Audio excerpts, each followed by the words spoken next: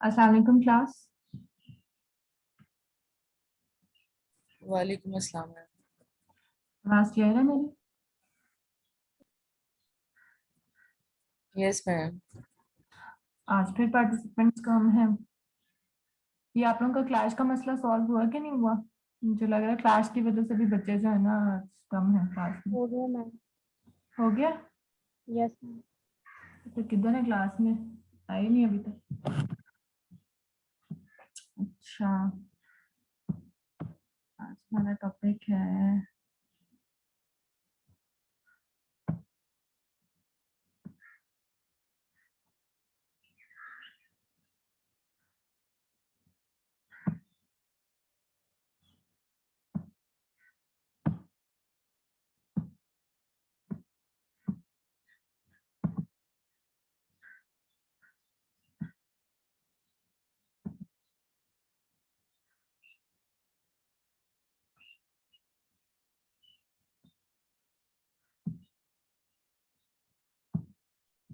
अस्सलाम वालेकुम मैम।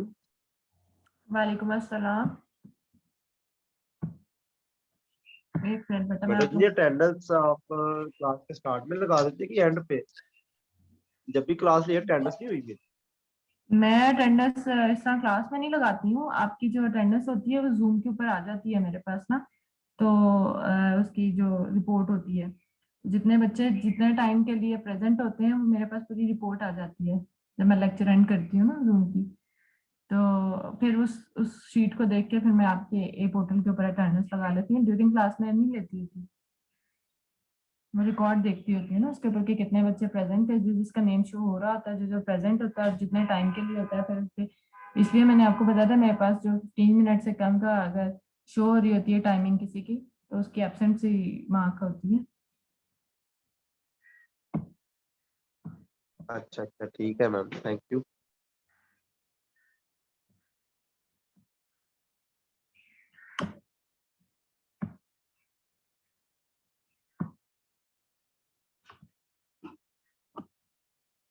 अच्छा, today's topic is about pancreas. Last time हम लोगों ने गॉल ब्लैडर के बारे में पढ़ा था और जो है अब हम पहले एब्डोमेन के सारे रीजन्स कवर करेंगे, देन हम लोग पेल्विक रीजन सारे कवर करेंगे।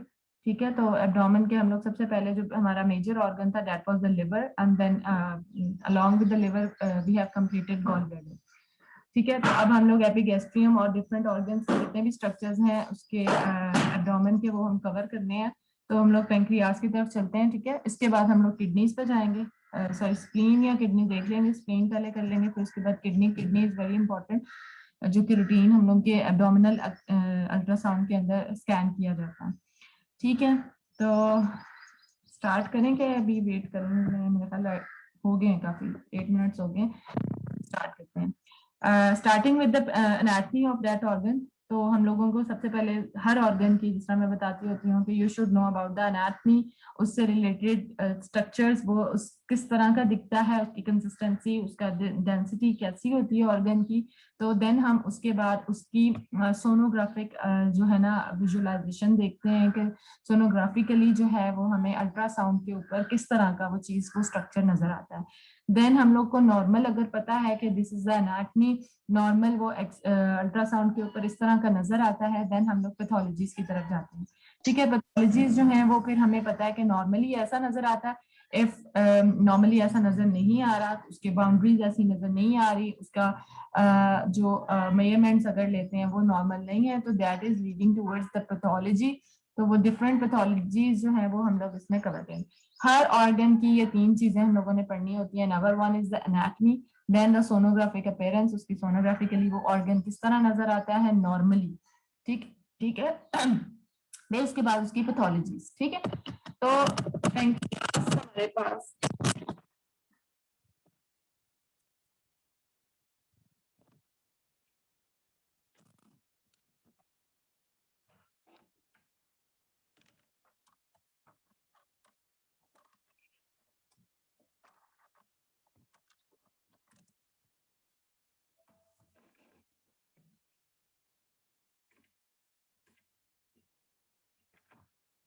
ठीक है, ठीक है। पेंक्रियाज के सबसे पहले एनाटमी हम लोग देखें तो पेंक्रियाज हमारे जो है ना एपिगैस्ट्रियम में लाए करता है और उसकी शेप कुछ इस तरह की होती है। ये अगर डायग्राम आप देखो तो उसके हम लोगों ने उसको डिफरेंट पार्ट्स में डिवाइड किया हुआ है। जो उसकी मतलब एक आगे से हुक लाइक जो नेक और हेड है ना वो एक हुक की तरह बनाता है। ठीक है, यहाँ से आके यूं टेल होती है, दरमियान में body, then neck and then head, और ये हेड यूं करके इस तरह का फोल्ड होता है, एक हुक सा बनाता है।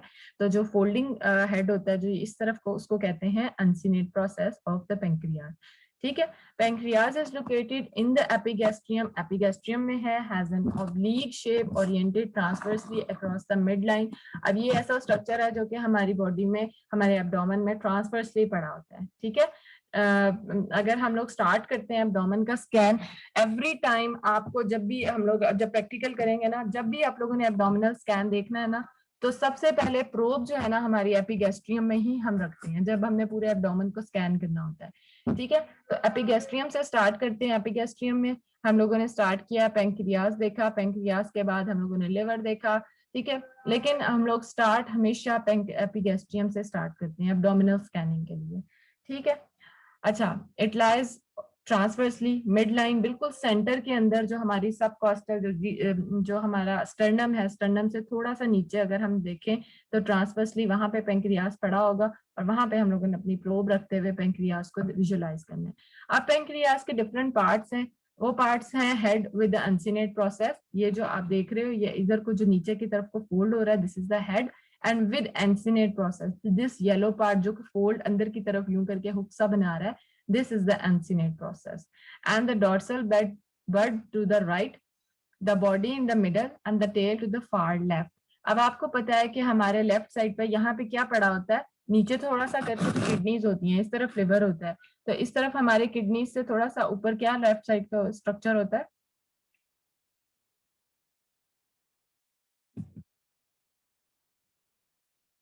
थोड़ा सा इस तरफ हम लोग सोचे तो यहाँ पे ना स्प्लीन पड़ी होती है। ठीक है, हमारे एब्डोमिनल ऑर्गन्स किस तरह लाए करते हैं, हमारी राइट साइड पे सबसे बड़ा ऑर्गन सबसे बड़ा ऑर्गन लिवर है, लिवर के साथ ही छोटा सा गॉल ब्लैडर होता है। ठीक है, ये राइट साइड पे, और नीचे उसकी राइट किडनी होगी। लेफ्ट साइड पे आए तो हमारे पास यहाँ पे ऊपर पेंक्रियाज होगा, पेंक्रियाज के नीचे उसकी लेफ्ट किडनी होगी। सेंटर में जो ट्रांसवर्सली जो है वो लाए कर रहा है वो हमारा पेंक्रियाज है। उसके जो डिफरेंट पार्ट्स हैं वो हैं head, neck, body and tail, और जो टेल है वो हमारे पास जो एक स्प्लीन है, स्प्लीन की शेप होती है बीन शेप। ठीक है, वो बीन की तरह शेप होता है, जिस तरह आपने लोबिया देखा है ना, वो इस तरह हमारे पास एक बीन शेप होता है। और उसका जो टेल है ना ये पेंक्रियाज की, वो उसके जो मतलब जो उसकी कनकेविटी होती है, जहाँ पे स्प्लीन यहाँ करके पड़ा होता है, उसकी कनकेविटी में उसकी टेल यहाँ पे यूं जा रही होती है। ठीक है, the longest part of the pancreas is located to the left of the mid line with the tail near the splenic hilum. जो स्प्लेनिक हाइलम मैं अभी आपको बता रही हूँ कि जो कनकेव उसकी स्प्लेन की कनकेव साइड होती है, जो हाइलम होता है जहां से सारे उसके स्ट्रक्चर्स एंटर हो रहे होते हैं या बाहर निकल रहे होते हैं स्प्लीन के, that is known as the splenic hilum, और टेल उसकी स्प्लेनिक हाइलम तक होती है। ठीक है, फिर ये तो हो गया उसकी स्ट्रक्चर। अगर ये देखो एब्डोमिनल सारे स्ट्रक्चर्स देखें तो ये पूरा एब्डोमेन है, ये बड़ा सा स्ट्रक्चर हमारे पास, लिवर आ गया, लिवर के साथ ये ग्रीन कलर का हमारा गॉल ब्लैडर आ गया। ठीक है, इस तरफ हमारी राइट किडनी पड़ी होती है, इस तरफ हमारी लेफ्ट किडनी पड़ी होती है। ठीक, तो ये किडनी के ऊपर ये स्प्लीन है, तो ये येलो कलर का सबसे बड़ा सा ये स्ट्रक्चर देख रहे हो, ये सेंटर में जो ट्रांसवर्सली हमारे पास पड़ा है ये है पेंक्रियाज। ठीक, अब ये देखो पेंक्रियाज ये आ रहा है ऊपर हमारा एसोफेगस, और ये हमारा स्टमक आ गया, स्टमक के बाद स्मॉल सॉरी क्या कहते हैं ड्यूडिनम आ गया, second part of the duodenum. ठीक है, ड्यूडिनम के अंदर यहाँ पे वो ऊपर जो बाइल हमारी एक्सक्रीट हो रही थी, बिलरी डक्स जो बन रही थी, कॉमन बाइल डक आती थी, और यहाँ से पेंक्रियाज है ना, तो पेंक्रियाटिक डक्ट यहाँ से। ठीक है, ये दोनों मिलके ये यहाँ पे अगर आप देखो क्लियर नजर आ रहा है कि एक छोटी सी डक्ट पेंक्रियाज के अंदर से ये फील होती है, नजर आ रही है, और यहाँ से ग्रीन कलर की पेंक्रिया कॉमन बाइल डक्ट सीबीडी और pancreatic duct second part of the duodenum में ड्रेन करती है। ठीक है, तो समझ आ गई पेंक्रियाज किस जगह पड़ा होता है। अब देख रहे हो कि ये स्टमक है, स्टमक उसके एंटीरियरली पड़ा हुआ है। ठीक है, और ये हमारे पास इस बाकी स्ट्रक्चर इस तरह, ये टेल जो है स्प्लेनिक हाइलम के अंदर जाके यहाँ पे लग रही है। ठीक है, समझ आई। फिर हमारे पास क्या है कि अब ये स्टमक जो है वो उसके एंटीरियरली पड़ा हुआ है। अब यहाँ पे स्टमक में हमें पता है गैस कितनी ज्यादा होती है।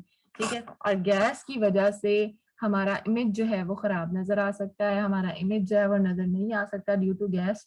ठीक है, हम लोग तभी कहते होते हैं ना फास्टिंग में आए, जितनी मतलब इसीलिए हम गॉल ब्लैडर के लिए भी कहते हैं कि एक तो फास्टिंग हो, एक हमारा कॉन्ट्रैक्टेड गॉल ब्लैडर ना हो। ठीक है, तो वो उसके लिए भी हम पेशेंट की प्रिपरेशन करवाते हैं। जब इसकी प्रिपरेशन पढ़ेंगे कि पेशेंट को कैसे प्रिपेयर करना है, अब आपको उसकी एनाटमी पता लग गई है कि क्या पेंक्रियास के पार्ट्स है, किस तरह का वो उसकी शेप है, ठीक है, और वो कहाँ लाए कर रहा है और उसके सराउंडिंग में कौन से स्ट्रक्चर्स हैं, इस डायग्राम को आपने देख लिया। So these are the normal characteristic of pancreas. That means कि उसका साइज कितना होता है और वो उसकी एकोजेनिसिटी, उसका सरफेस, उसकी एको टेक्सचर किस तरह का एक नॉर्मली हम लोग देख सकते हैं। Number one is the size. आप उसका साइज नॉर्मल फाइंडिंग्स में क्या होता है, head is 3 centimetre, less than 3 centimetre, body less than 2.5 centimetre, tail is less than 2 centimetre. ठीक है, these are the normal findings जो कि हमें पेंक्रियास का साइज लेते हुए इतना नॉर्मल साइज होना चाहिए। ठीक, देन हमारे पास जो दरमियान में पतली सी एक डक्ट नजर आ रही है, that is the pancreatic duct. वो नॉर्मली स्मूथ होनी चाहिए और उसका डायमीटर लेस देन 3 mm होना चाहिए। If the diameter is more than 3 mm, that means कि वो क्या है, वहां पे कहीं ऑब्स्ट्रक्शन है आगे या कहीं, तो उसकी वजह से वो डायलेट हुई है, वो कोई पैथोलॉजी है जो हम लोग पढ़ेंगे तो उसमें होगा। ठीक है, but these are the normal characteristics. You should know the normal characteristics of pancreas. Then echogenicity, उसका echogenicity कैसा है, मतलब उसकी ग्रेश जो है वो वाइट, किस तरह उसकी echogenicity है, that is more than liver and less than spleen। ठीक है, कि अब हम लोगों ने पढ़ा था ना कि जो लिवर है, लिवर की echogenicity किडनी से कम है और पेंक्रियास पेंक्रियास से ज्यादा या कम है। पेंक्रियाज हमारा जो है ना, उससे वो मोर एकोजेनिक है लिवर से और लेस एकोजेनिक है स्प्लीन से। ठीक है, तो हमारे पास सबसे ज्यादा एकोजेनिक कौन सा फिर ऑर्गन हुआ, पेंक्रियाज। ठीक है, पेंक्रियाज की एकोजेनिसिटी सबसे ज्यादा है, उससे कम हमारे पास आ गया ये liver and then spleen. Spleen और लिवर जो है ना वो वेरी करता है इनकी एकोजेनिसिटी। ठीक है, देन हमारे पास आ गया एको टेक्सचर। उस ऑर्गन का टेक्सचर हमारे पास नॉर्मली होमोजीनियस होता है, हमारे पास स्मूथ स्ट्रक्चर होता है, होमोजीनियस स्ट्रक्चर होता है, एक जैसा स्ट्रक्चर होता है, surface smooth to slightly lobular. ठीक है, these are the normal characteristics. अच्छा, अब अल्ट्रासाउंड के ऊपर जो है वो हम लोग क्यों करते हैं, क्या देखने के लिए अल्ट्रासाउंड पेंक्रियास का किया जाता है। Number one is the pancreatic ultrasound can be used to search for the pancreatic malignancy. ठीक, number two, pancreatitis, that is the inflammation of the pancreas and its complications as well as for others. And third one is other pancreatic pathology, अगर कोई उसके अंदर कोई fluid है, कोई उसके अंदर कोई मैस पड़ा हुआ है, डिफरेंट पैथोलॉजीज है, लेकिन मेनली जो है कोई अगर ट्यूमर पड़ा हुआ है, मेलिग्नेंसी है, उसको देखने के लिए। एंड नंबर टू इज जो कॉमन है अल्ट्रासाउंड पेंक्रियास का देखने के लिए, these two are the common. Number one is the malignancy and number two is the inflammation of the pancreas known as pancreatitis. These are the indications of the pancreatic ultrasound. जब है हमने indications, ये patient की indications है। Number one is the pancreatitis, जो बहुत common है, बहुत important है। pancreatitis है तो फिर हम लोगों ने अल्ट्रासाउंड करना है। वो acute भी हो सकता है, वो chronic भी हो सकता है। acute के अंदर पेरीपेंक्रियाटिक फ्लूइड कलेक्शन हो जाती है या pseudocyst, that means inflammation हुई है। मैंने आपको बताया था कि अल्ट्रासोनोग्राफिक साइंस ऑफ इन्फ्लेमेशन क्या होते हैं। एक हाइपरवैस्कुलरिटी, हम डॉपलर डालते हैं तो उसके अंदर ब्लड फ्लो बहुत ज्यादा मिलेगा हमें। ठीक है, दैट मीन्स वहां पे इन्फ्लेमेशन हुई है। ठीक है, एक हमें साइन मिला हाइपरवैस्कुलरिटी का। ठीक है, वेसल्स ज्यादा मिलेंगी। Number two is the peri pancreatic fluid, pancreas के अराउंड हमें ब्लैक कलर का एनेक्विक फ्लूइड नजर आएगा, that will confirm us there is a pancreatitis. ठीक है, एक्यूट। फिर उसके बाद अदर इंडिकेशंस हैं, पेंक्रियाटिक नेक्रोसिस हो गया है, एप्सिस है, कार्सिनोमा है, कोई ट्यूमर है। ठीक है, न्यूप्लाज्म है, मेटास्टेसिस है, लिम्फोमा, ट्रॉमा, ट्रांसप्लांट पेंक्रियास का। These are the other indications for doing pancreatic ultrasound. जो मेनली है, जो मेन दो कॉमन है वो कौन कौन से हैं। Number one is the malignancy and number two is the pancreatitis, that is inflammation. अच्छा, अब नॉर्मली हम लोगों को अल्ट्रासाउंड के ऊपर उसकी एकोजेनिसिटी कैसे दिखाई देती है और डिजीज में हमारी एकोजेनिसिटी कैसे हो जाएगी। The somewhat complicated shape of the pancreas and its close relation to nearby structures can make it difficult to determine when the entire organ has been covered by the exam. अभी मैंने एक image आपको दिखाई थी जिसके अंदर abdominal organ जिसके साथ पड़े होते हैं, इतने सारे कोई ओवरलैप कर रहा है, आगे हमारा स्टमक पड़ा हुआ है, साइड एक साइड पे स्प्लीन है, एक साइड पे ड्यूडिनम है, ठीक है, तो उसके सराउंडिंग में बहुत सारे स्ट्रक्चर्स पड़े हुए हैं, तो पेंक्रियाज का अल्ट्रासाउंड करना आसान नहीं है, थोड़ा सा मुश्किल होता है, ठीक है। कहते हैं जिसको अल्ट्रासाउंड अच्छा आता है ना, उसको अगर पेंक्रियाज उसने निकाल दिया अच्छा सा, तो दैट मींस वो अच्छे से अल्ट्रासाउंड कर सकता है। पेंक्रियाज को थोड़ा सा मुश्किल होता है स्कैन करना, ठीक है, उसके लिए प्रोब थोड़ा सा किस तरह टिल्ट करना पड़ता है, उसकी पोजीशनिंग कैसे करनी पड़ती है, ठीक है, फिर उसके बाद गैस को कैसे रिड्यूस, पेशेंट प्रेपरेशन, ये सारी चीजें जो है ना, उसके बाद ही हमें पेंक्रियाज को अच्छा सा नजर आता है। On the other hand experienced sonographers जो कि हमारे पास स्कैन कर रहे हैं, learn to make advantage of the surrounding structures to identify and outline some of the borders of the pancreas. It is important and very helpful to recognize the most important visible surrounding landmarks. That means कि हमारे जो surrounding structures जितने भी हैं उनका हमें पता है नॉर्मली, तो हम लोग उनके जो पेंक्रियाज के मार्जिन्स हैं चारों तरफ के, तो वो उनको हम आराम से रीड कर सकते हैं कि there is this structure present anteriorly, this structure laterally, this structure medially, ठीक है। तो सराउंडिंग के स्ट्रक्चर इसके बहुत ज्यादा हैं, बिल्कुल सेंटर में ट्रांसवर्सली पड़ा हुआ है इस वजह से। अच्छा, अब सेकंड क्या है, dorsal aspect of the head जो कि उसका अनसिनेट प्रोसेस बनाता है, takes the shape of a hook, ठीक है, हुक की तरह होता है, थोड़ा सा यूं कर्व में आता है, surrounding the right side of the superior mesenteric when. The sharp left pointing tip of the hook behind the vein constitutes the alcinate process, जो कि मैं अभी आपको डायग्राम दिखा चुकी हूँ, alcinate process कहाँ, हेड कैसे बनता है। अच्छा, फिर उसके बाद हमारे पास जो इम्पोर्टेंट लाइन है वो ये है कि स्प्लीनिक वेन हमारे पास इम्पोर्टेंट है, क्यों, हमने लिवर पढ़ा है, उसके अंदर पोर्टल वेन पड़ी थी, पोर्टल वेन कैसे बनती है, splenic when and superior mesenteric when से, ठीक है। तो स्प्लीनिक वेन कहाँ से आ रही है, स्प्लीन से, रन्स फ्रॉम द लेफ्ट, क्योंकि लेफ्ट साइड पे हमारे पास स्प्लीन है, वहां से स्प्लीनिक वेन आती है, ठीक है, वहां से ट्रेवल करती है, जो हमारी टेल है उसके ऊपर से पेंक्रियाज की, फिर उसके बाद बॉडी है, बॉडी के पास आके सुपीरियर मेसेंटेरिक वेन जो कि नीचे से आ रही थी हमारे इंटेस्टाइन से, वहां से ये दोनों में वहां पे यूनाइट करेंगी, स्प्लीनिक वेन और सुपीरियर मेसेंटेरिक वेन, वही पोर्टल वेन बनाती है ना। तो क्या है, the splenic vein runs from the left along the dorsal border of the tail and body to the superior mesenteric vein, where these veins join to form the portal vein behind the neck of the pancreas. This is important कि हमारे पास portal vein किस जगह बनती है, it unites at the back of the neck of the pancreas, ठीक है, जो हमारे पेंक्रियाज की नेक है उसके बैक पे दोनों यूनाइट करेंगी, क्या पोर्टल वेन बनानी है, पोर्टल वेन वहां पे बन के आगे लिवर में एंटर हो जाती है। कौन सी दो वेसल्स हैं जो कि बनाएंगी, number one is the splenic when जो कि स्प्लीन से आ रही है लेफ्ट साइड से, और सुपीरियर मेसेंटेरिक वेन जो कि हमारे इंटेस्टाइन से आ रही है, दोनों यूनाइट करेंगे at the back of the neck of pancreas, where they will make a portal vein and portal vein enters into the liver. The portal vein then leaves the pancreas to the right and slightly upward and runs into the liver hilum. समझ आ गई। अब आ जाओ the main bile duct, हम लोगों ने बिलरी system भी पढ़ा है ना, द मेन बाइल डक्ट जो कि कॉमन बाइल डक्ट है, from the liver hilum to the right and above the portal vein into the right dorsal part of the pancreatic head, जो ऊपर से आ रही थी ना, अब आपने वो डायग्राम देख लिया है कि हमारा हेड जो है वो ड्यूडेनम के वो जो सेकंड पार्ट के बिल्कुल साथ अटैच होता है, ऊपर से ग्रीन कलर की हमारे पास कॉमन बाइल डक्ट आ रही थी और ट्रांसवर्सली इस तरफ से पेंक्रियाटिक डक्ट आ रही थी, ठीक है, वो आपके हेड के पास जाके जो है वो हेड से यूनाइट होके हमारे second part of the duodenum में जो है वो ड्रेन करेंगे, ठीक है। तो where it runs vertically into the duodenum, the pancreatic duct typically runs along the body and tail to join the common bile duct near the duodenum, जो मैं अभी आपको explain कर चुकी हूँ। The gastroduodenal artery is sometimes seen in its position along the front margin of the pancreatic head, where it runs into nearly parallel direction in the common bile duct. Sometimes a bile duct तो वहाँ पे head के पास हमें मिलेगी common bile duct.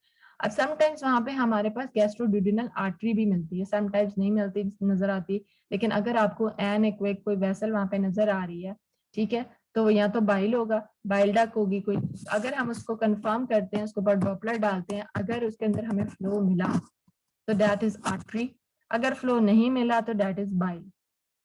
ठीक है, like the common bile duct and the pancreatic duct, however the gastroduodenal artery is not always clearly seen due to its small diameter। ठीक है, तो आर्टरी समटाइम्स हमें नजर आती है ये वाली, लेकिन आपको याद होना चाहिए कि कौन सी आर्टरी है जो कि हमारे हेड के पास नजर आती है along with the bile duct is gastroduodenal artery। sometimes it will be clearly seen और sometimes नहीं नजर आती है due to its small diameter।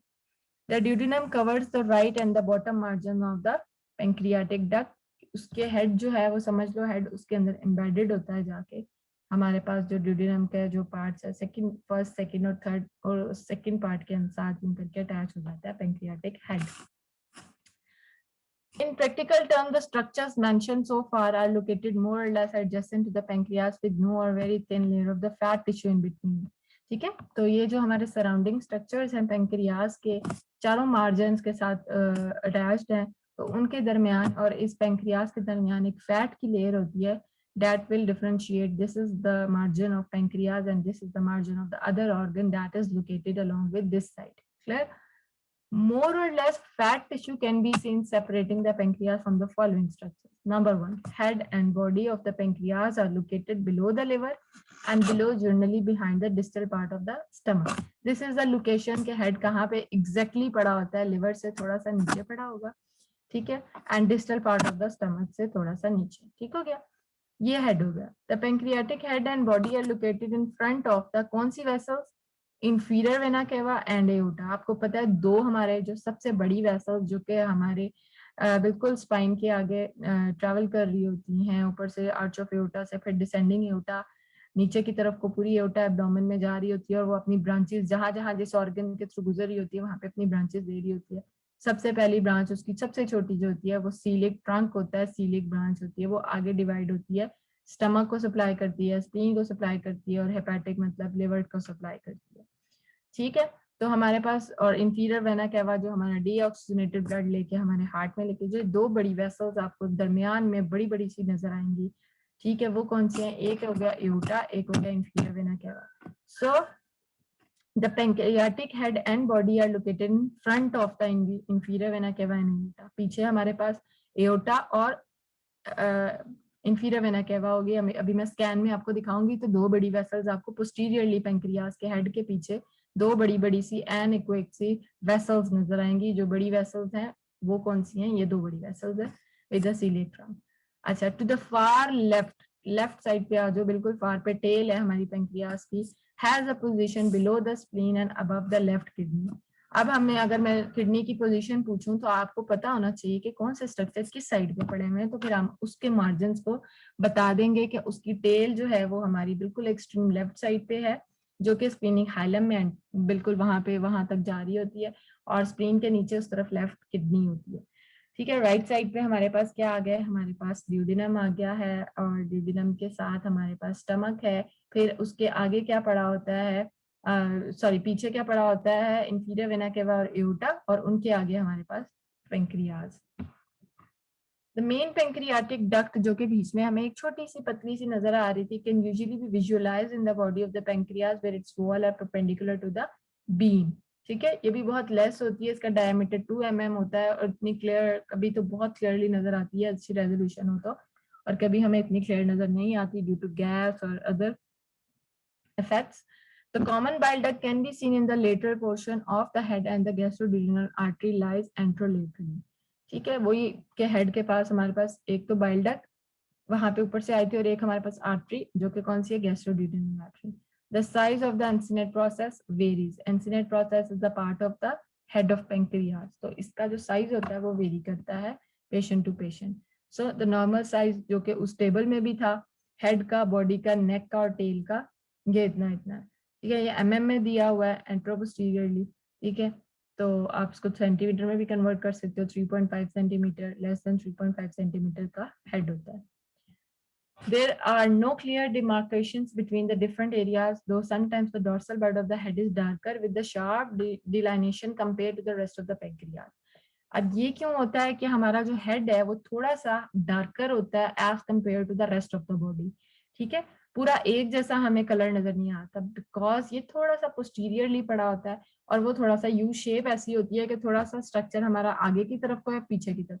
अब प्रोब तो हमने एक ही जगह रखनी है ट्रांसवर्सली, ठीक है। अब क्या होता है कि जो हमारा बीम है वो उस एरिया को, एक हमारा बीम जरा जा रहा है थोड़ी पेनिट्रेशन में पीछे चला गई है उसका हेड, ठीक है, एक हमारा बिल्कुल सुपरफिशियली आगे को उसका पार्ट आ गया, ठीक है। तो उसका head sometimes due to the position of the pancreas या फिर हमारी प्रोब की पोजीशनिंग की वजह से तो हेड हमारा कभी डार्कर नजर आता है ज्यादा comparative to the other part of the body.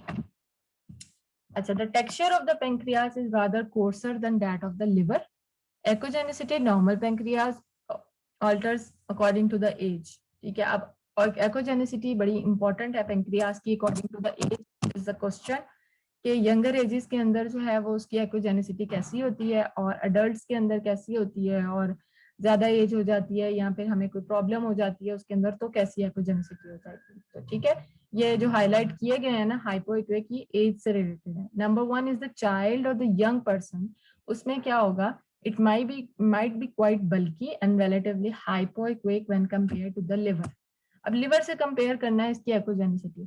अगर हमें हाइपोइक्विक लिवर से नजर आ रहा है मतलब कि लिवर थोड़ा सा ज्यादा एकोजेनिक है, ठीक है, और हमें पेंक्रियास थोड़ा बल्की नजर आ रहा है, that is the normal appearance in the young and the child, ठीक है। बच्चों के अंदर और यंगर एजेस छोटे बच्चों के अंदर जो है hypoechoic with bulky appearance normal है। In adulthood the pancreas is hyperechoic compare to the liver, ठीक है, उसके अंदर हाइपो था, इसके अंदर हाइपर है। अडल्ट के अंदर अब पेंक्रियाज ज्यादा एकोजेनिक है compare to the liver, becoming increasingly so in the elderly and tending to atrophy, ठीक है। आहिस्ता आहिस्ता एज के साथ हाइपर एक्विजेनिसिटी बढ़ती जाती है, ज्यादा लिवर सॉरी पेंक्रियास हाइपर एक्वेक हो जाता है लिवर से। हम कंपेयर हमेशा लिवर से ही करेंगे, ये मैं नॉर्मल बता रही हूँ। अगर मैं पूछूं कि tell me the appearance of pancreas in the child, option दे दिए hyper hypo, you should know कि in younger age and child the normal appearance of a pancreas is hypoechoic and in adulthood the pancreas is hyperechoic। अच्छा, pancreas does not have a capsule and its margin can appear rather ill-defined, becoming ill-filtrated with the fat in later life। अब pancreas का कोई outer margin नहीं होता, outer capsule नहीं होता जिसके अंदर उसका जो पूरा पेंक्रियास है वो उसके अंदर होता है, ठीक है। तो इसलिए उसके जो मार्जिन है वो थोड़े से इरेगुलर से हमें नजर आते हैं, थोड़े यूं बिल्कुल स्मूथ नजर नहीं आते due to absence of any capsules. अच्छा, these age related changes are highly significant to sonographer when may be considered normal in an elderly person would be abnormal hyperechoic in the young one and may represent a chronic inflammatory state। that means के age related अब हमें पता है कि younger के अंदर बच्चों के अंदर hypoechoic normal होता है और अडल्टहुड के अंदर हाइपर इक्विक नॉर्मल होता है। बट एबनॉर्मली क्या होता है, हाइपर इक्विक यंगर वन में हो गया, ठीक है, और हाइपो इक्विक जो है ना वो अडल्ट्स में हो गया, ठीक है। अगर आपको यंगर पेशेंट बच्चों का स्कैन कर रही हो, नॉर्मल आपको पता है कि हाइपर इक्विक होता है, लेकिन आपको हाइपर इक्विक मिल रहा है पेंक्रियास छोटे बच्चों में यंगर एजेस में, तो वो क्या रिप्रेजेंट करेगा, there is a chronic inflammatory state. आप रिपोर्ट करोगे कि there is a chronic inflammatory state because the pancreas is very echogenic than the liver and in the younger ages जो है normally it is hypoechoic but it appears hyperechoic। conversely a high और इसी तरह high जो हमारा normally hyperechoic बड़ों में और उसमें होता है, ठीक है। तो वो अगर हमें हाइपो नजर आना शुरू हो गया ओल्डर एजेस में, that will represents acute inflammation, ठीक है। उसके अंदर chronic inflammatory state है, this is the acute inflammation whereas the appearance would be normal in a young person। Clear हो गई, दोनों एजेस के अंदर नॉर्मल आपको पता हो अपीयरेंस और एबनॉर्मल अपीयरेंस इसके ऑपोजिट होती है, और व्हाट दैट एबनॉर्मल एकोजेनिसिटी रिप्रेजेंट्स वो आपको पता होनी चाहिए, ठीक है, क्लियर है। अब आ गया texture.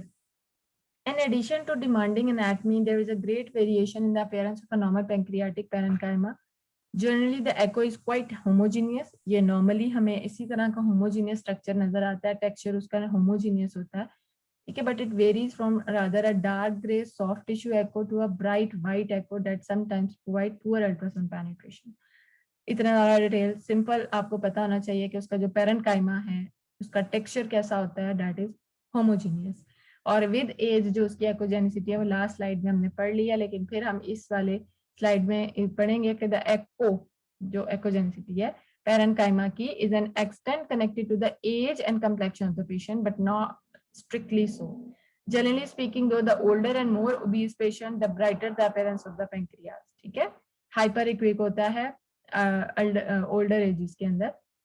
with increasing obesity the pancreas tends to become more dense on ultrasound penetration.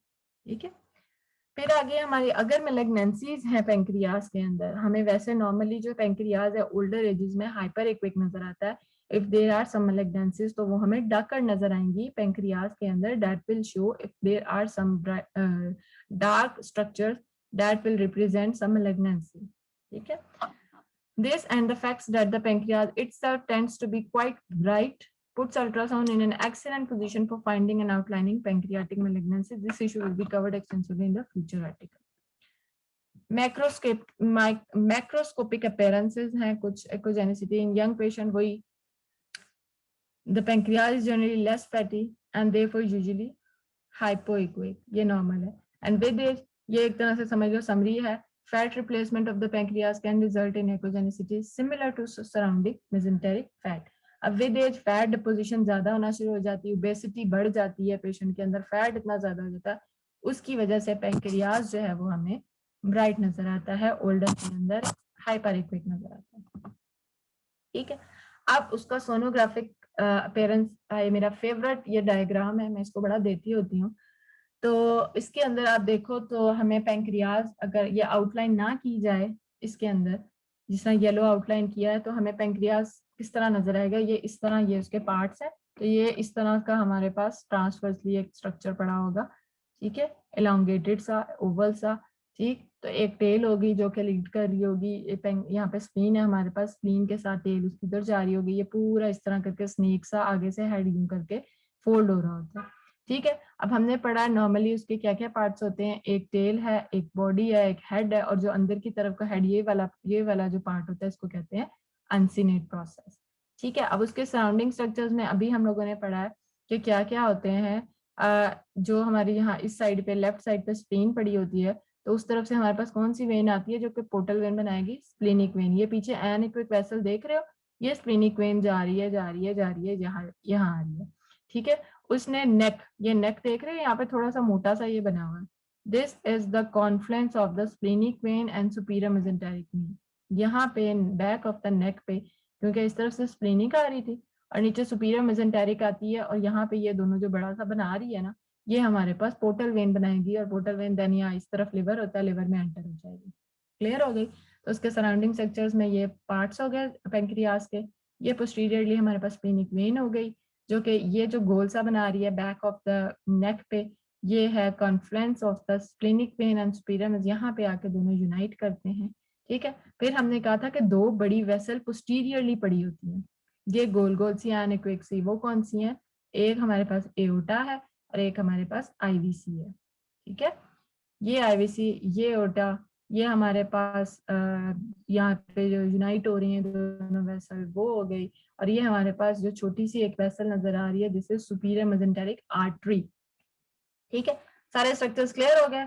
ये पूरा पेंक्रियाज, ये पीछे जो एनिक्विक्स इस तरफ को जाती फील हो रही है, स्प्लीनिक वेन, और यहाँ पे इसका पोर्टल वेन जो बना रही है, वो दोनों का यूनियन हो रहा है बैक ऑफ द नेक पे। और ये पीछे जो बड़ी दो वेसल्स हैं, इंटर एंड आईवीसी, बड़ा इंपॉर्टेंट ये वाली स्लाइड, और लेबलिंग के लिए बहुत अच्छा। ठीक है, तो इसको आप अच्छे से देख लो। ठीक है, अब वो तो लेबल हुई थी चीजें और मार्क किया हुआ था और बॉर्डर बनाए हुए थे, नॉर्मली हमें इस तरह नजर आता है। ठीक है, ये देख रहे हो, ये आ रहा है इसका टेल, ये बॉडी, ये नेक, ये हेड, और ये uncinate process, this is pancreas, normally ऐसे नजर आता है।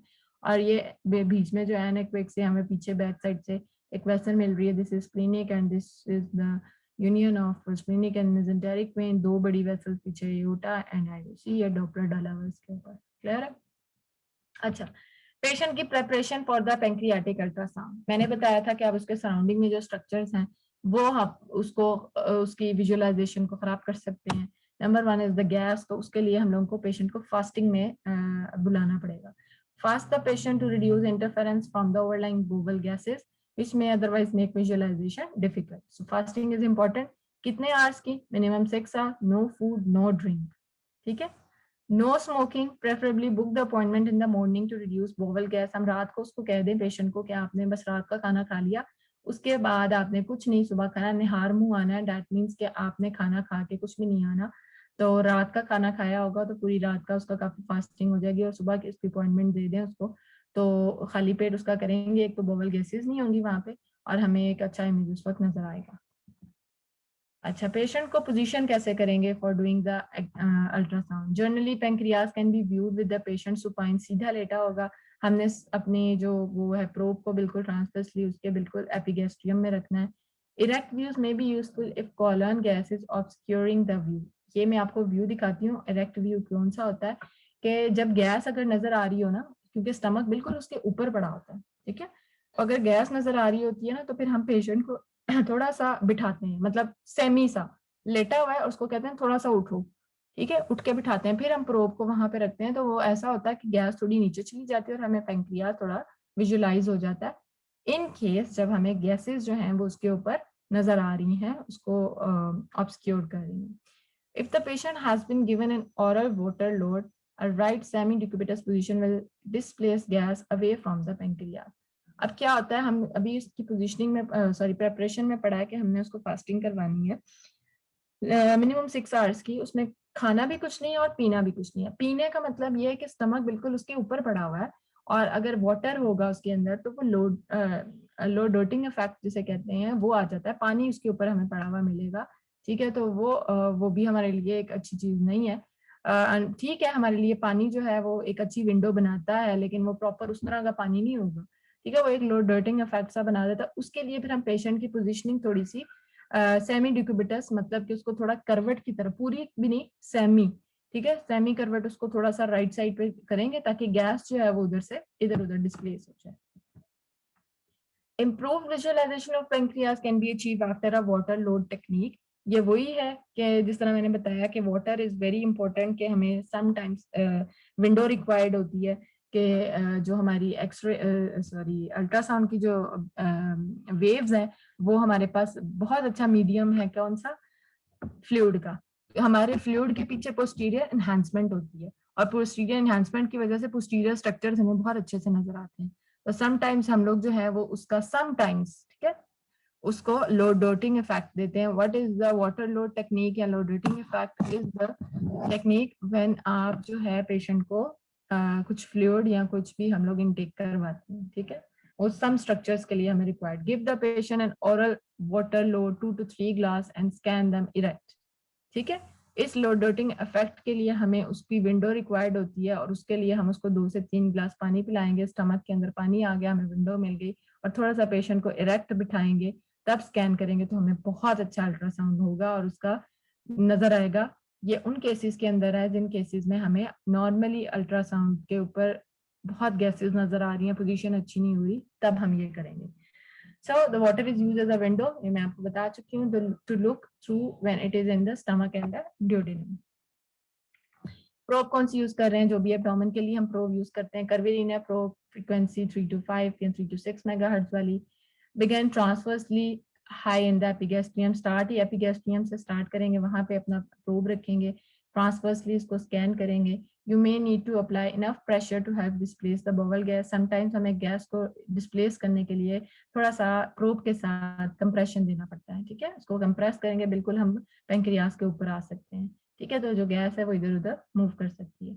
Adjust image depth so the aorta is at the bottom of the screen, इतनी हमने डेप्थ रखनी है कि एओर्टा और आईवीसी पीछे नजर आए, ये ना वो कट रहे हैं और हमने बड़ा सा सिर्फ इतनी डेप्थ रखनी है कि हमें सिर्फ पेंक्रियाज ही नजर आए, उसके पोस्टीरियर स्ट्रक्चर्स नजर नहीं आ रहे होते।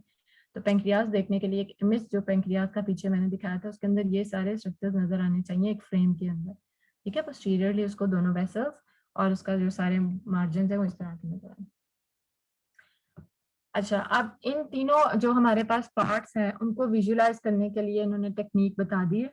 ट्रांसवर्स प्रोब रखनी है बॉडी को देखने के लिए, क्योंकि बॉडी बिल्कुल सेंटर में है, ट्रांसवर्सली लाई करती है। यूज द स्प्लेनिक वेन जो कि पोस्टीरियरली उसके नजर आती है, to help identify the pancreas superficial to this.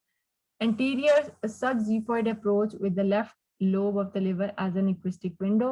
Deep inspiration, push abdomen out to make a beer belly. ठीक है, इसमें क्या होता है कि जिस तरह वो बियर्स के देखें बेली बाहर की तरफ को होते हैं, इस तरह हमने उसको कहना है लंबा सा सांस लो, पेट फुलाओ।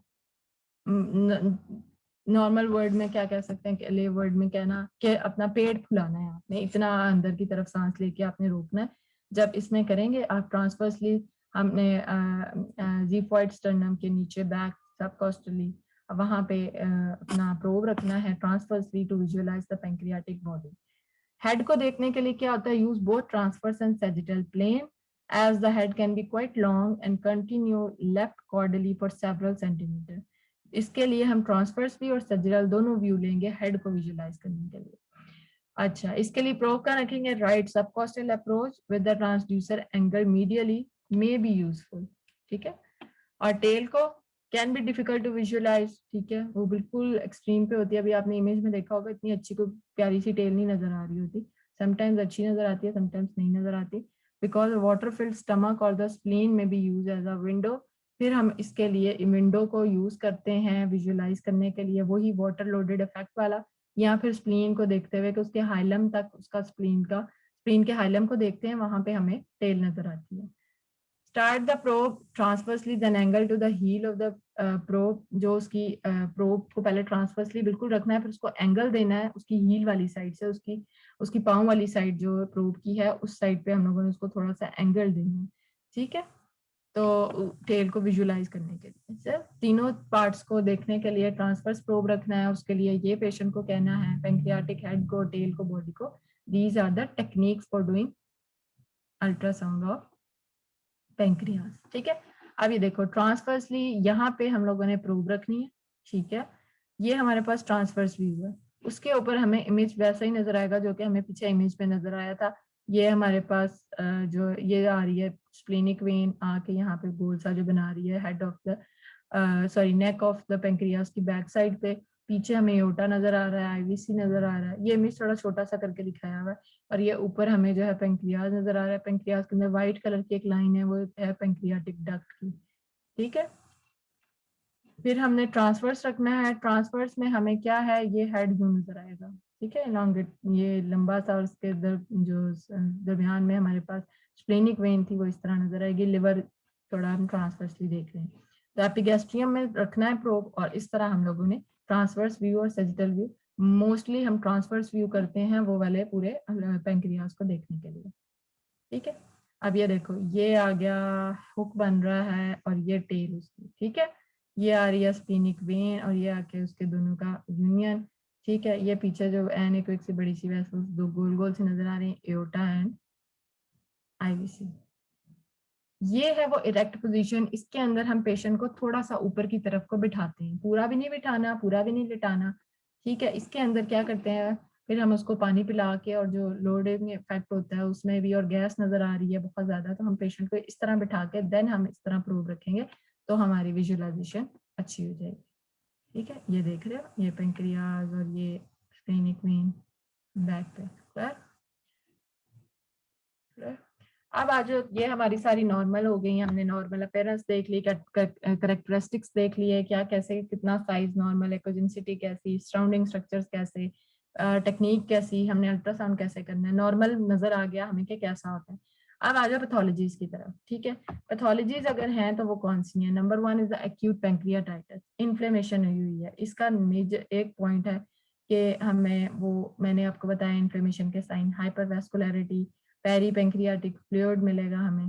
ठीक है, तो वो सारी चीजें इसके अंदर होंगी। और अगर हम लोग उसका लैब टेस्ट करवाते हैं, लैब टेस्ट के अंदर हमें उसका लाइपेज या माइलेज जो है वो 3 टाइम्स हमें ज्यादा मिलेगा नॉर्मल लिमिट से, तो that will indicate there is acute pancreatitis.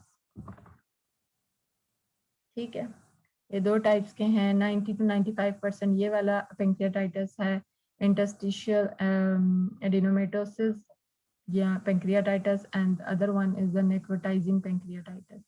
ठीक है, उसमें नेक्रोसिस स्टार्ट हो जाती है। एक्यूट पैंक्रियाटाइटिस की 2 सब टाइप्स हैं। अच्छा, अल्ट्रासाउंड के ऊपर पैंक्रियाटाइटिस कैसे नजर आता है? To the main role of the ultrasound is to identify gallstones as a possible cause, क्योंकि गॉलस्टोन की वजह से पैंक्रियाटाइटिस हो सकता है। ठीक है, diagnosis of the vascular complications, that is thrombus, thrombus की वजह से पैंक्रियाटाइटिस हो सकता है। Identify areas of the necrosis which appears as hypoechoic regions. Necrosis होना शुरू हो गई है। अब आपका सब टाइप आपने एक पढ़ा है ना, नेक्रोटिक पैंक्रियाटाइटिस, उसके अंदर वो एक टाइप है पैंक्रिया। अगर आपको नेक्रोसिस हो रही है, नेक्रोसिस में जो एरिया है वो कहीं से वाइट कहीं से एनिक्विक नेक्रोज होना शुरू हो गया, तो वो नेक्रोटिक एरिया हमें इस तरह का नजर आएगा। What are the sonographic signs of acute pancreatitis? SCQ question, ठीक है। Sonographic science of acute pancreatitis में डिक्रीज और हेट्रोजेनस पैंक्रियाटिक एकोजेनिसिटी, ठीक है, एकोजेनिसिटी डिक्रीज हो जाएगी। ठीक है, नॉर्मली हमें हाइपर एक्वेक नजर आता है, तो हमने जिस तरह पीछे पढ़ा था, इन्फ्लेमेशन एक्यूट हुई है तो वो हाइपो एक्वेक हो जाएगा ओल्डर एजेस के अंदर। पैंक्रियाटिक इनलार्जमेंट, ठीक है, ये सारे साइन है इन्फ्लेमेशन के, पैंक्रियाटाइटिस के।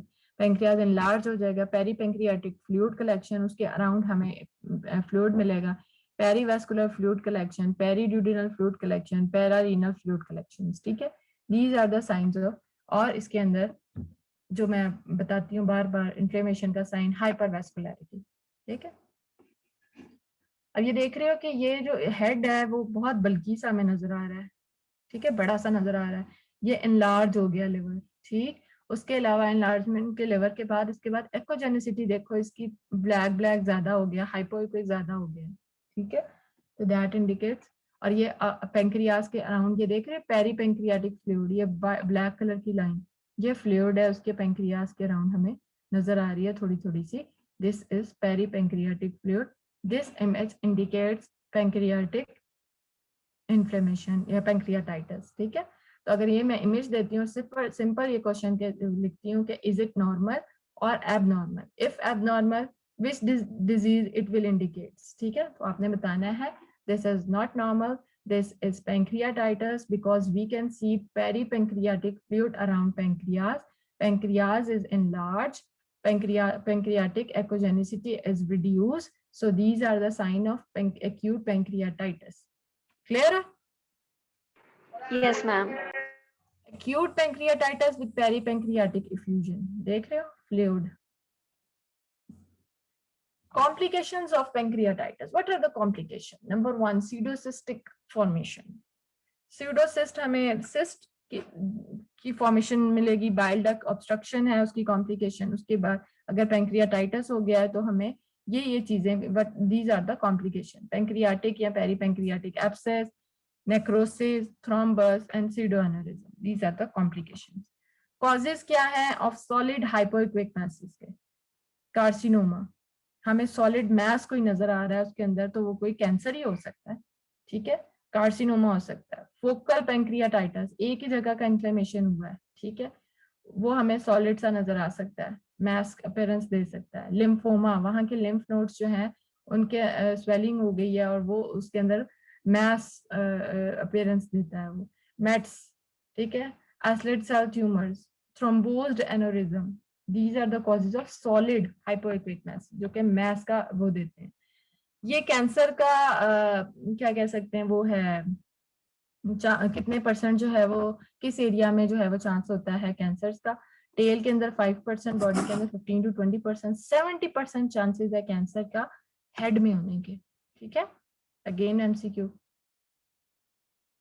ठीक हो गया, ये एक इमेज है, आपको मैस मिल रहा है हेड के अंदर, ये देख रहे हो गोल सा मैस मिल रहा है। ये इमेज इतना क्लियर नहीं है, ठीक है, ड्यूरिंग स्कैन आप देख सकते हो, जब वो होगा तो फिर।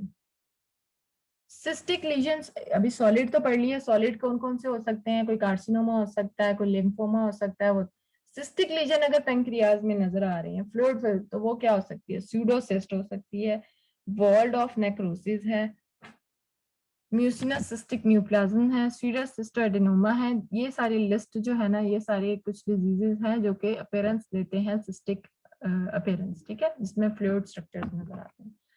ये देख रहे हो एक ब्लैक सा हमें एक सिस्ट नजर आ रही है, दिस इज स्यूडोसिस्ट, ठीक है, क्लियर है। ये 3-4 ही बस इमेजेस जो थे हमारे लीजन्स जो कि हमें नजर आते हैं। Thank you so much. बस जो मेन याद करने वाली है वो ये है कि हमारा पैंक्रियाटाइटिस इज वेरी इंपॉर्टेंट, तो उसके साइन आपको सोनोग्राफिकली याद करनी है कि सोनोग्राफिकली अगर एमएस में दिखा रही हूँ तो what are the sign of pancreatitis.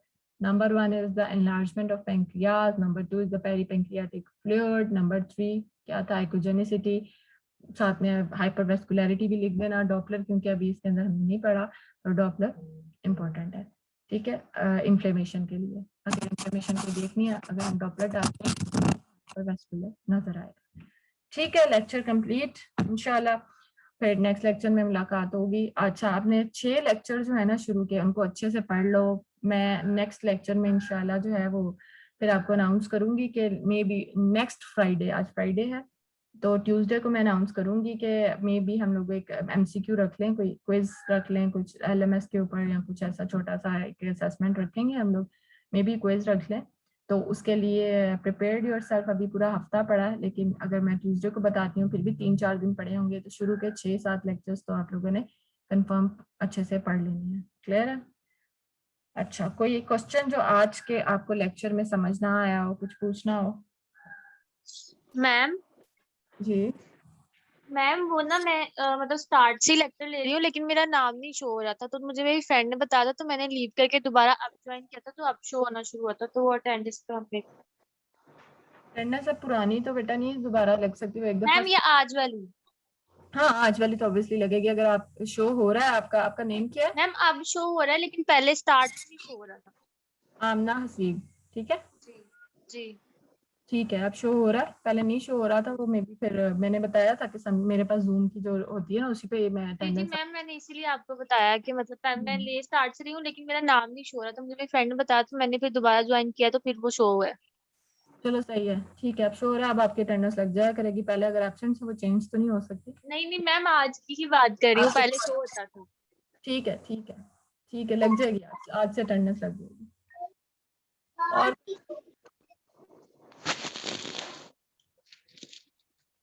ठीक है, फिर लीव करते हैं, मीटिंग को इंशाल्लाह नेक्स्ट में मिलेंगे। टेक केयर, अल्लाह हाफिज़। अल्लाह हाफ़िज़ मैम।